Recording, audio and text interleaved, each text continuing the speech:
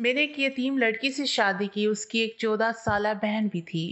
बीवी के साथ उसकी बहन भी रुखसत होकर आ गई थी, लेकिन उसकी बहन सारा दिन मेरी बीवी के साथ चिपकी रहती। मुझे उस पर बड़ा गुस्सा आता क्योंकि वो रात को भी हमारे कमरे में ही सोती थी। मैंने बीवी पर गुस्सा किया और जब रात उसकी बहन कमरे में आई तो जबरदस्ती उसे दूसरे कमरे में बंद कर आया और फिर कमरे में वापस लौटा तो जान निकल गई। मेरी बीवी की बहन बड़ी अजीबो गरीब सी थी। वो हर वक्त डरी सहमे से रहती और अपनी बहन के साथ चिपकी रहती थी। मुझे उस पर बहुत गुस्सा आता था। मैंने सोच लिया था कि इससे तो जान छुड़वा कर ही रहूंगा। एक दिन मैंने अपनी बीवी से छुपकर उसकी बहन को एक तनहा कमरे में बंद कर दिया और जब वहां पहुंचा तो दंग रह गया क्योंकि वहां तो मैं शादी की रात अपने कमरे में आया तो गुस्सा था। मैंने मुंह दिखाई का कीमती तोहफा तो खरीदा ही था, लेकिन एक प्यार भरा तोहफा भी लाया था। मैं गजरे खरीद लाया था क्योंकि जानता था कि लड़कियां इस किस्म के तोहफे पाकर खुश हो जाती हैं। मैंने जो ही अपने कमरे का दरवाजा खोला तो हैरान रह गया था। सामने का मंजर बड़ा होलनाक सा था। मेरी बीवी की 14 साल बहन उसके साथ चिपक कर बैठी थी और मुसलसल रोती चली जा रही थी। ये रोना कोई आम वाला रोना नहीं था, वो तो बाकायदा तौर पर बीन डालकर रो रही थी। मुझे देखकर मेरी बीवी परेशान हो गई थी। उसने अपनी बहन को डांट कर खामोश करवाया था।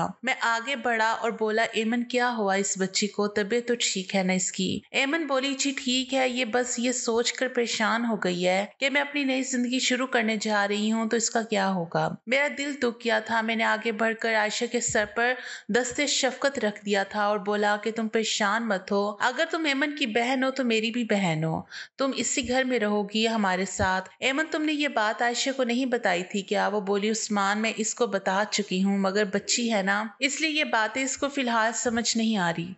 वक्त गुजरेगा तो खुद ब खुद समझ जाएगी। मैंने सर हिला दिया तो मैं ये डरते डरते बोली, उस्मान एक बात कहूँ? मैं मुस्कुरा कर बोला, एमन तुम्हें इजाजत लेने की जरूरत नहीं है। लेकिन उसकी बात सुनकर मैं एकदम ही हैरान हो गया था। वो बोली, उस्मान आयशा को अपने साथ सुला लूं? जब तक ये संभल नहीं जाती ये मेरे साथ सो जाया करे। ये अम्मा अब्बा की वफात के बाद बड़ी हसास हो गई है। जरा जरा सी बात की टेंशन लेकर बीमार पड़ जाती है।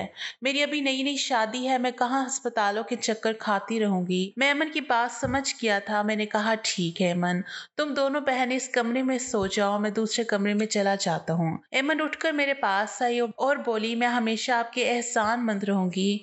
आपने मेरे साथ बहुत बड़ी नेकी की है। मेरी आपसे दरख्वास्त है कि आप घर में किसी को भी इल्म ना होने दीजिएगा कि आप दूसरे कमरे में सो रही हैं। आप फिक्र ना करें, ये जल्दी ही इस घर से मानूस हो जाएगी तो अपनी जिद छोड़ देगी। मैं मुस्कुरा कर बोला, एमन तुम्हें परेशान होने की जरूरत नहीं है। मैं तुम्हारी हालत समझता हूँ। वैसे भी कल तक मेहमान वापस लौट जाएंगे, फिर हम तीनों ही तो इस घर में रह जाएंगे। इतना कहकर मैं डरी सहमी सी आयशा पर नजर डालकर बाहर निकल गया था। मैं एमन को तसल्ली तो दे आया था, मगर खुद को तसल्ली कैसे देता? मेरे जहन में बार बार यही आ रहा था कि क्या आयशा यूं ही हमेशा मेरी खुशियों के दरमियान हायल रहेगी? मैंने नेकी करके अपना ही नुकसान तो नहीं कर डाला, मगर मैंने बड़ी कोशिशों से अपने जहन से तमाम मनफी ख्यालात को झटक दिया था। मैं जानता था कि बच्चे ऐसे ही होते हैं, वो गवारा नहीं करते कि उनसे मानूस शख्स किसी और के साथ बात भी करे।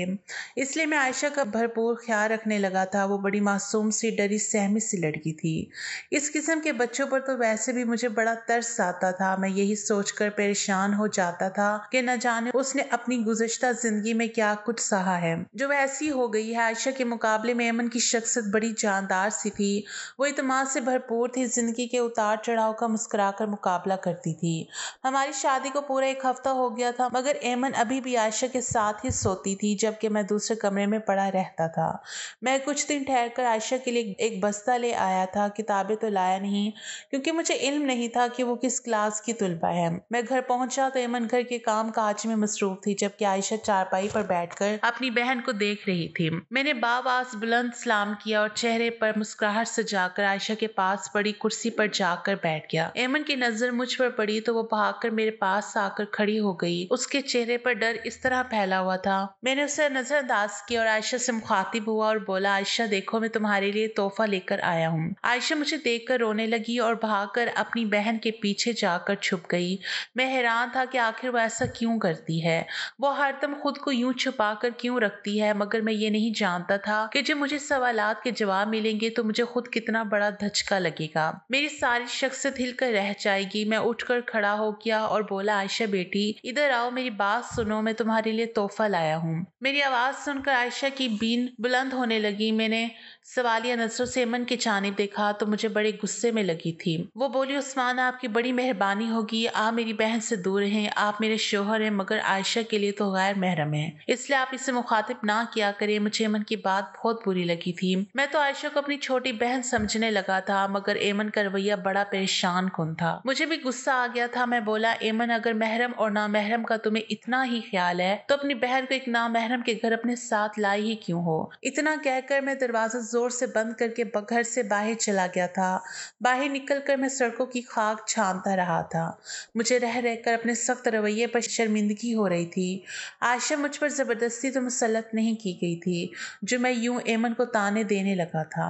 वो तो मेरी मुकम्मल रजामंदी से मेरे घर आई थी। घर में हम फकत 3 लोग ही तो थे। इससे कबल मेरे घर पर खामोशी और सन्नाटों का राज था। मेरी वालदा का इंतकाल 2 बरस पहले हुआ था। उनके गुजर जाने के बाद जिंदगी ने मुझे कड़ी धूप में ला खड़ा किया था। घर की सारी जिम्मेदारी मुझ पर थी। मैं कुंवारा था और घर में अकेला रहता था, इसलिए कोई काम वाली भी मेरे घर काम करने की हामी नहीं भरती थी। अब एक दोस्त ने शादी का मशवरा दिया तो मैंने अपने रिश्ते की जिम्मेदारी उसी पर डाल दी थी।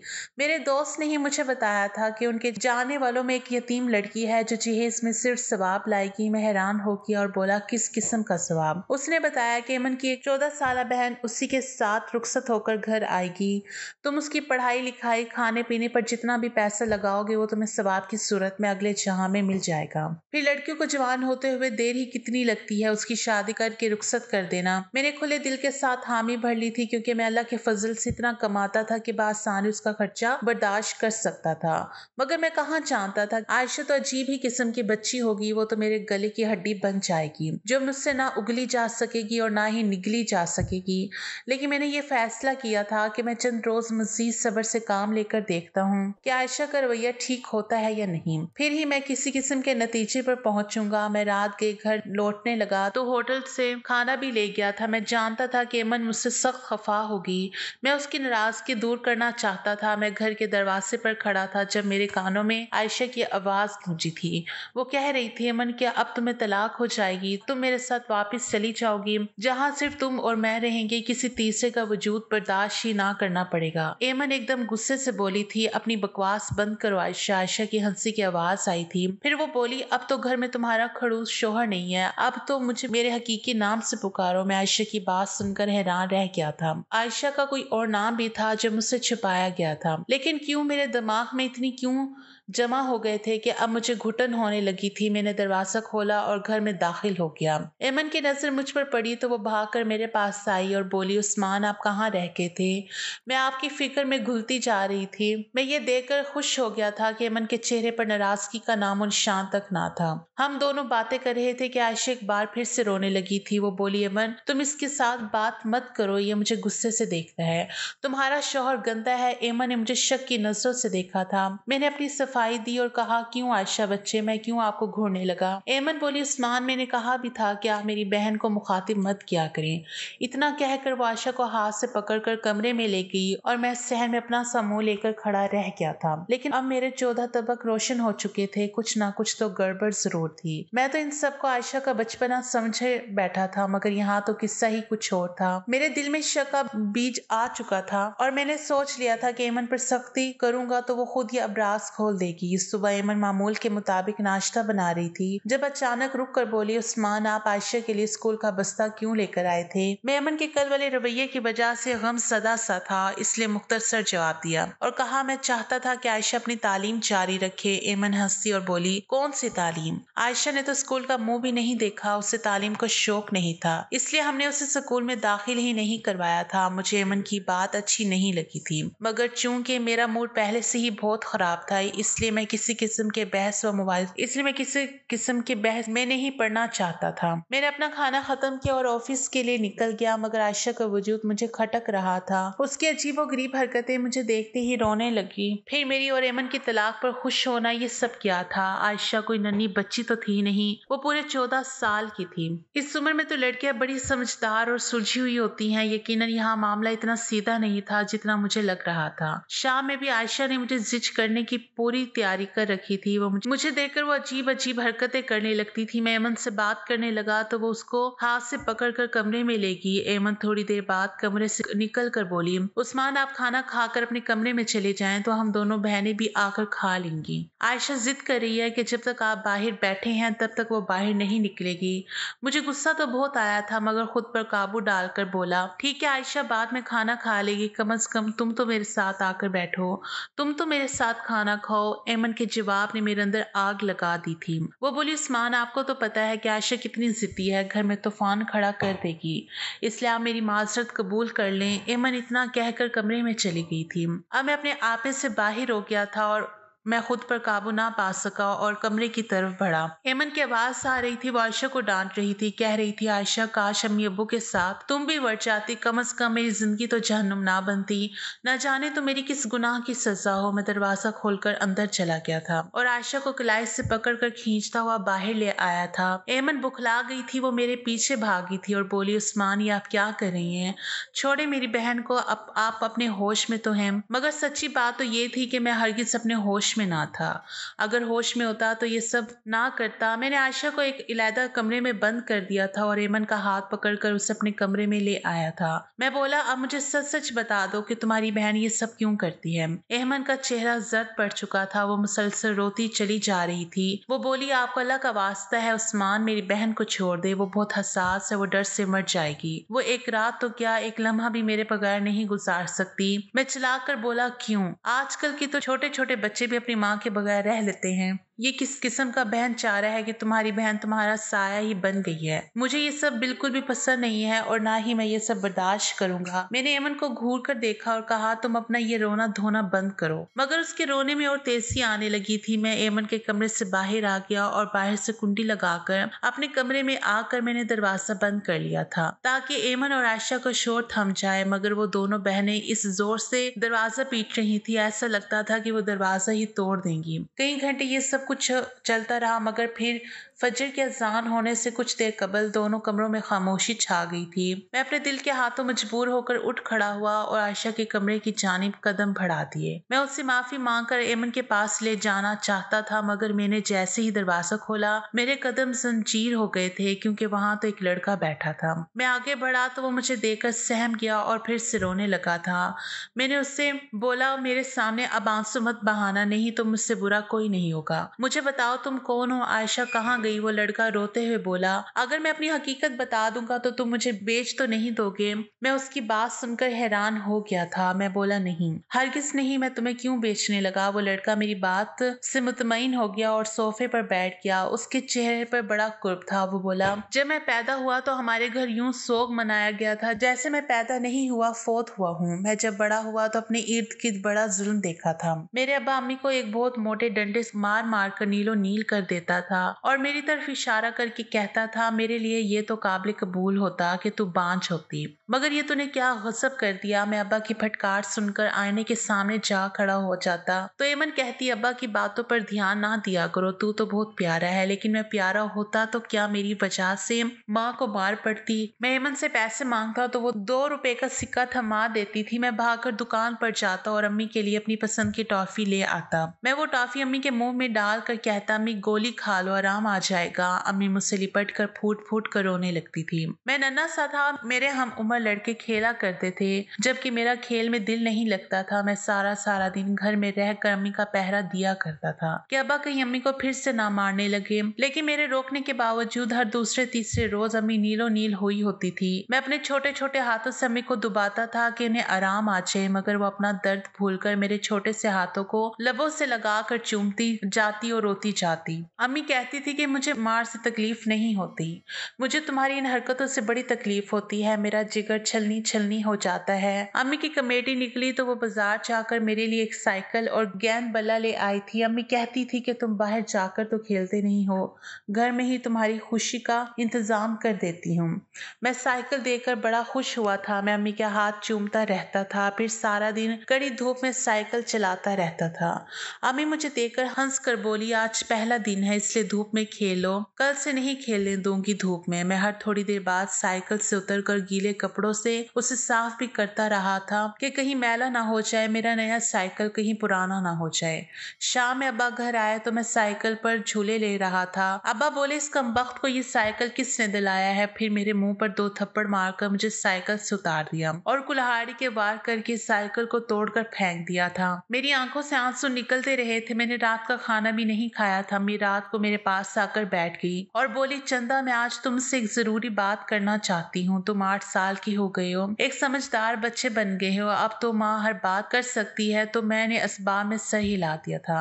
अम्मी बोली, बेटा तुम्हारी आपी का नाम क्या है? मैं बोला, एमन। एमन बोली, और तुम्हारा नाम क्या है? मैं खामोश हो गया, कानों में साएं साएं होने लगी। मैं बोला, अम्मी अब्बा मुझे कम वक्त कहते हैं और तू चंदा कहती है, इन दोनों में से मेरा क्या नाम है? अम्मी की आंखें हर वक्त नम रहती थी, आज भी पानी बरसने लगा था। अम्मी बोली, तुम्हारा कोई नाम है ही नहीं। मेरी जान 8 बरस हो गए हैं तेरी पैदाइश को, मगर मैं अब तक यही फैसला नहीं कर पाई कि तुम्हारा नाम क्या रखूं, लड़कियों वाला नाम रखूं या लड़कों वाला। मैं माथे पर बल डाल कर बोला, क्यों अम्मी, लड़कियों वाला नाम क्यों रखना है मेरा? मैं तो लड़का हूं ना। अम्मी ने नफी में सर हिलाया दिया तो मैं हैरान हो गया था। अम्मी बोली, तू ना लड़का है और ना ही लड़की है, तो ख्वाजा सिरा है, तीसरी जीन्स है तेरी। मैं 8 साल का बच्चा इन बातों को ना समझ पाया था। अम्मी बोली, मगर मैं तुझे लड़का नहीं बनाऊंगी, क्योंकि तू बाहर निकलेगा तो लोग 100 तरह की बातें बनाएंगे। मैं तुम्हारा नाम आयशा रखती हूँ। तुम हर वक्त सर पर दुपट्टा लेकर रखोगी और घर की 4 दीवारी में रहोगी तो महफूज रहोगी। मैं अम्मी से रूठ गया, बोला, मुझे नहीं लेना दुपट्टा, मैं लड़का हूँ। अम्मी बोली, मेरे पास मोहलत नहीं है मेरे बेटे, नहीं तो मैं तेरे सर पर घने दरख्त की छांव कर देती, तेरे हिस्से का हर दर्द मैं खुद पर झेल लेती,